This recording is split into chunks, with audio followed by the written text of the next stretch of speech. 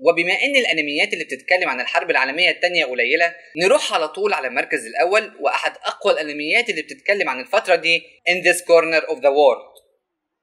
هو فيلم جميل وبيعيشك اجواء الايام دي وبالتفصيل كمان، بس مش لدرجه انه يبقى المركز الاول، ده رايي. والفيلم بيتكلم عن واحده من اكتر الشخصيات في عالم الانمي مثيره للاهتمام على الاقل من وجهه نظري، سوزو اورانو. بنت طيبه وبريئه جدا ومسطوله جدا وبتوه على طول زي زورو في ون بيس كده. هي البنت على طول سرحانه، وبصراحه هي الفيلم كله. والاستوديو اللي اشتغل على الفيلم هو نفس الاستوديو اللي اشتغل على الموسم الرابع من هجوم العمالقه، مع ان فرق كبير في الرسومات. وفاز الفيلم ب10 جوائز وترشح ل10 جوائز تانية واتعرض في 2016.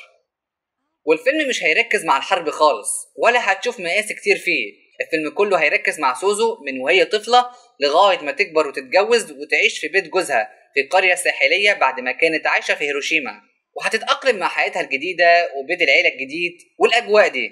الفيلم لذيذ وظريف ومش ممل خالص، والبنت متعلقة جدا بالرسم، حتى في موقف كده لما قفشوها الكيمباتاي أو الشرطة العسكرية علشان بترسم الياماتو فخر البحرية اليابانية، واتهموها بأنها جاسوسة وبتنقل أسرار عسكرية. وهنا العيلة مش قادرين يمسكوا نفسهم من الضحك.